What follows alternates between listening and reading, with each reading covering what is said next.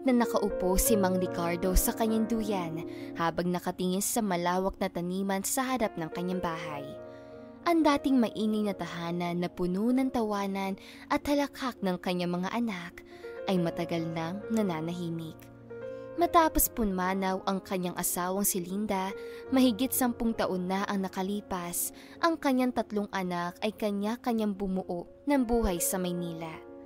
Si Daniel, ang panganay, ay isang abogadong abala sa kanyang trabaho. Si Marco naman, ang pangalawa, ay negosyanteng walang oras kahit para sa sariling pamilya. At si Isabel, ang bunso, ay isang nurse na madalas nakadestino sa iba't ibang ospital. Sa loob ng maraming taon, natutunan na ni Mang Ricardo na tanggapin ang katahimikan. Sanay na siyang kumain na mag-isa, matulog na walang kasamang nag-aalala sa kanya, at gumising sa umaga nang walang ingay ng kanyang mga anak.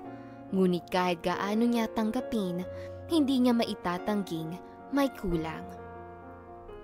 Habang nakaupo siya sa duyan, tumunog ang kanyang cellphone.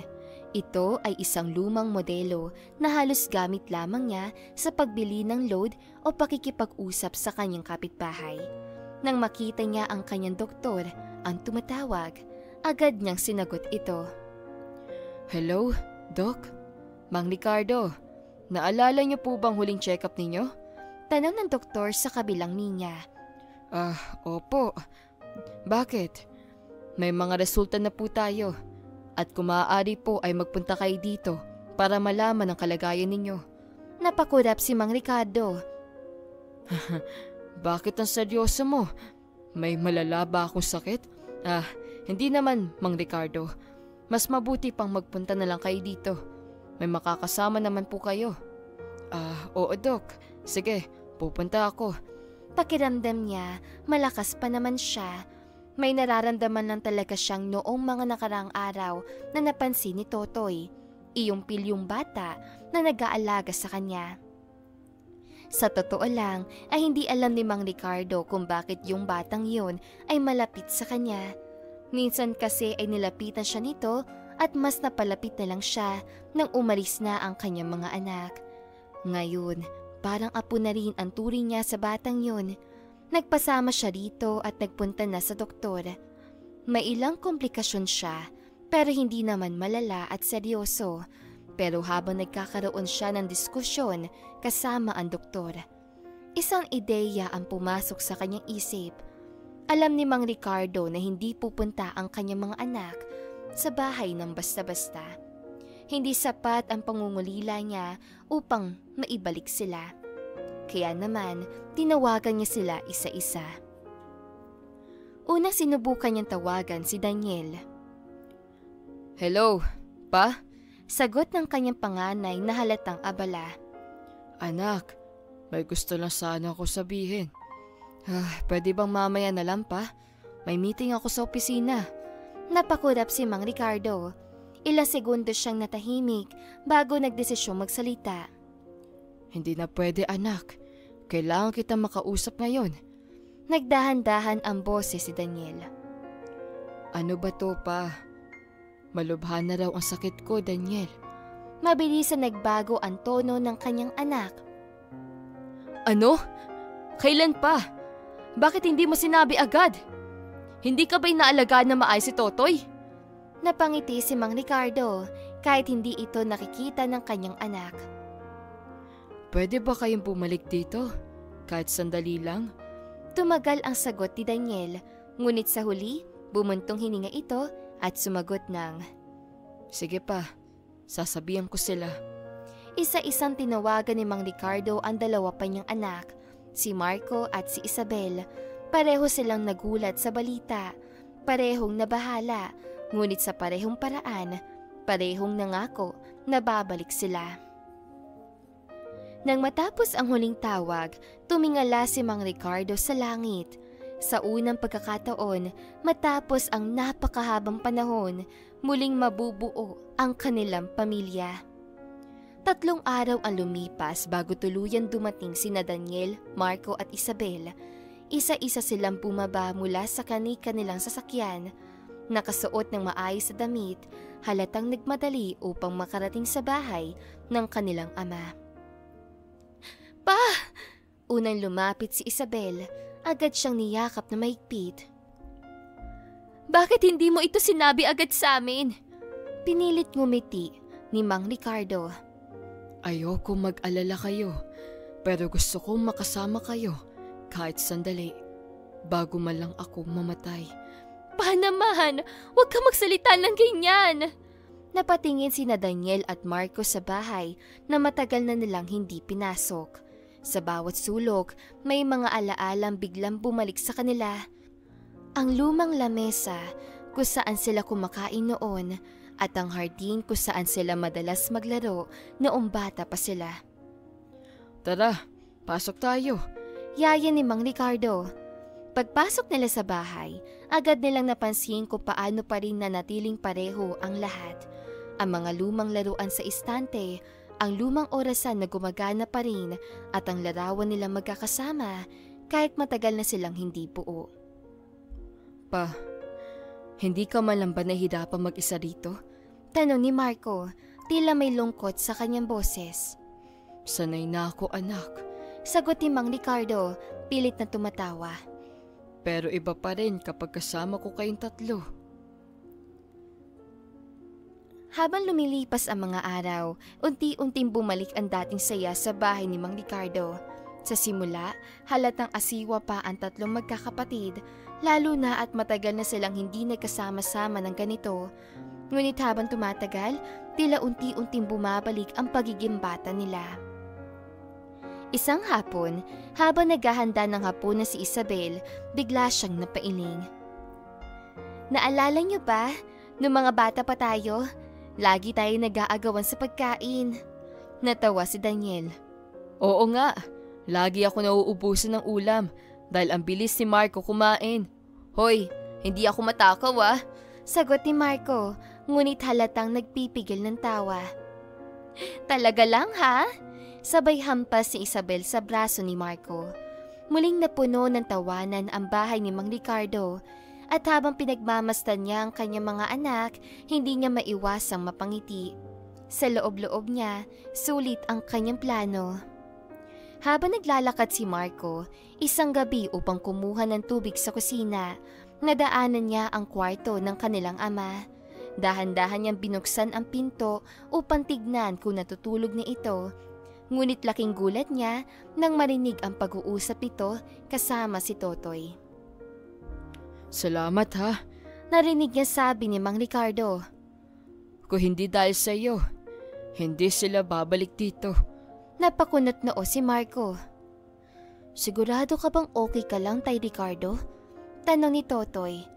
Maaari ka pang magkasakit ng totoo kapag nalaman nilang ginawa mo. Tay, hindi ka naman mamamatay. Kung yun lang ang paraan para magpabalik sila, ayos lang. Nanlaki ang mata ni Marco, para bang saglit siyang nawala sa realidad. Wala siyang sakit? Nagpatuloy ang pag-uusap ang dalawa, ngunit hindi na niya nagawang makinig. Agad siyang tumalikod, ramdam ang bilis ng tibok ng kanyang puso. Gusto niyang magalit, ngunit sa halip, isang ngiti ang sumilay sa kanyang labi. Matanda ka na pa, pero matalino ka pa rin. Halos hindi mapakali si Marco matapos marinig ang usapan ni Mang Ricardo at Totoy. Naglalaban ang kanyang emosyon. Dapat pa siya magalit? Matatawa na lang ba siya? O dapat niya bang ipagpasalamat ang latang ito dahil dito ay nagkasama-sama sila? Sa loob ng maraming taon, palagi niyang iniisip na wala siyang oras para sa pamilya. Lagi niyang iniisip na ang trabaho, pera at tagumpay ang pinakamahalagang bagay sa buhay. Ngunit ngayon, heto siya, muling nasa bahay kung saan siya lumaki, kasama ang kanyang mga kapatid. At lahat ng ito ay dahil lamang sa isang kasinungalingan. Napabuntong hininga siya bago bumalik sa kanilang silid. Iniisip ko paano niya ito sasabihin kina Daniel at Isabel. Dapat ko ba talagang sabihin? Habang nakahiga siya sa kama, muling bumalik ang kanyang isipan sa alaala ng kanilang pagkabata. Noong mga panahong wala pang trabaho, wala pang responsibilidad, at ang tanging iniisip lang nila ay kung paano maglaro sa ulan, paano magtago sa habulan, at paano uubusin ng ulam bago maagaw ng isa. Kinabukasan, habang nag-aalmusal, hindi mapigilan ni Marco ang magpatingin-tingin kay Mang Ricardo. Normal lang ito sa paningin ng iba. Masiyahin, palabiro, tila walang iniindang sakit. Ngunit para kay Marco, kitang-kita niya ang sikreto sa mga mata ng kanilang ama. Napansin ito ni Daniel. Bakit ka parang balisa? Agad namang sumabat si Isabel.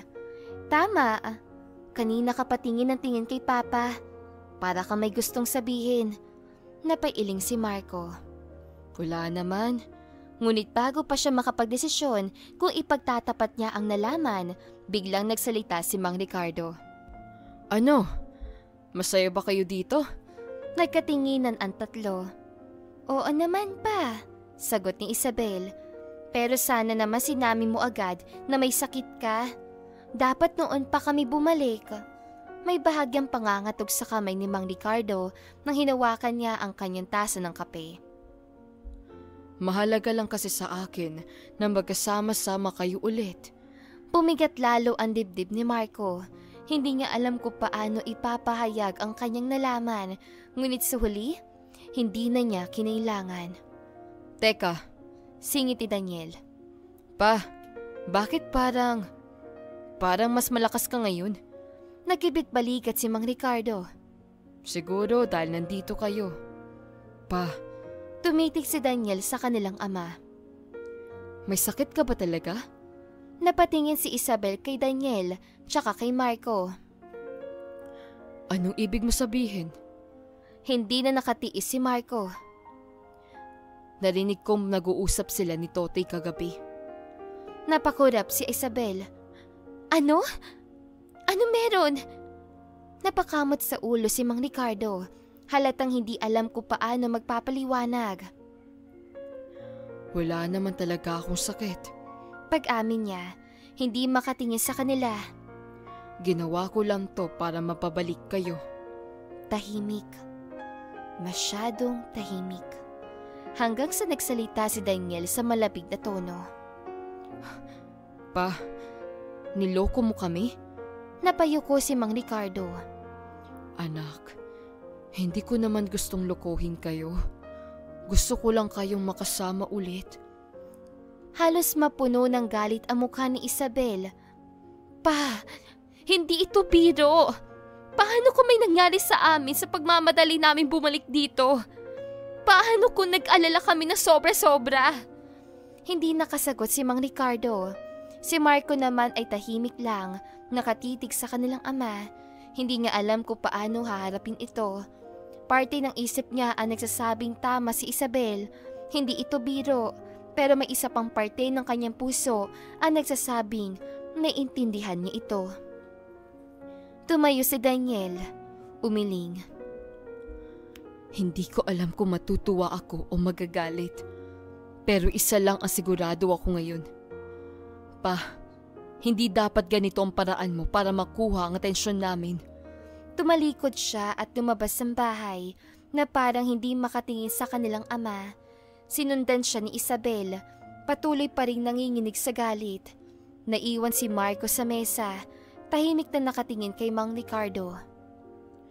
Ikaw anak. Mahina ang boses ng matanda. Napabuntong hininga si Marco. Hindi ko alam pa. Naiintindihan ko kung bakit mo ito ginawa.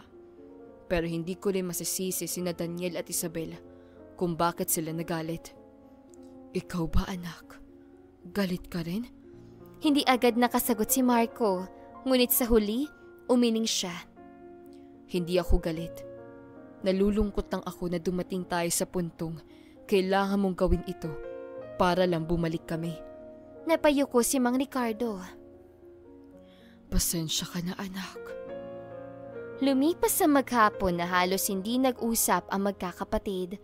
Nakaupo lang si Daniel sa may puno, nakatingin sa malayo.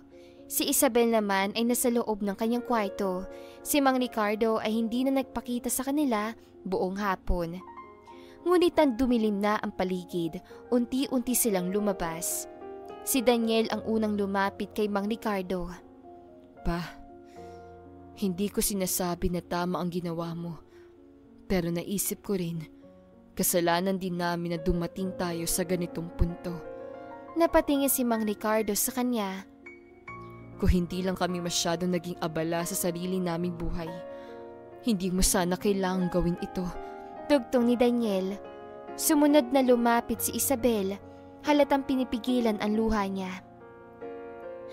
Ang daya mo pa, pero naiintindihan ko. At sa huli, lumapit si Marco, may bahagyang ngiti sa labi. Matalino ka pa rin talaga, pa. Pero sa susunod, sabihin mo na lang ng direkta. Doon na hindi napigilan ni Mang Ricardo ang kanyang luha. Patawad mga anak. Hindi ko lang kasi alam kung paano ko kayo tatawagin nang hindi ako nagmumukhang pabigat. Niyakap siya ng tatlo ng sabay-sabay. Pa, pamilya tayo. Bulong ni Daniel. Hindi ka pabigat sa amin. Pero pasensya na rin kung minsan ay nakakalimutan ka namin. Sa paglalayo na bigyan ka namin ng magandang buhay, ay nakakalimutan namin ang kahalagahan ng pagsasama ng pamilya. Lumipas ang ilang araw at nanatili ang tatlo sa bahay ng kanilang ama. Ngunit sa pagkakataong ito, hindi na dahil sa iniisip nilang may sakit ito, nanatili sila dahil gusto nilang manatili. Sabay-sabay ulit silang kumain ng hapunan, nagkwentuhan hanggang madaling araw at nagbalik sa dating samahan nilang magkakapatid. At si Mang Ricardo, nagmamasid lang siya sa kanila na may tahimik na ngiti sa kanyang labi. Pa, gusto ka ding makasama ng mga apo mo. Sa susunod ay isasama ko sila dito para makapamasyal. Oo pa, ako rin. Salamat mga anak. Salamat. Maliman ang ginawa niya, ay ipinagpapasalamat niya na rin ito dahil muling nabuo ang kanilang pamilya. At para kay Mang Ricardo, iyon ang pinakamahalagang bagay sa mundo. At dito na nga po nagtatapos sa magandang istoryang ito. Maraming salamat mga kakwentuhan! Huwag niyong kalimutan mag-like at subscribe at pindutin na rin ang notification bell para lagi kayong updated sa ating kwentuhan. Hanggang sa muli, paalam!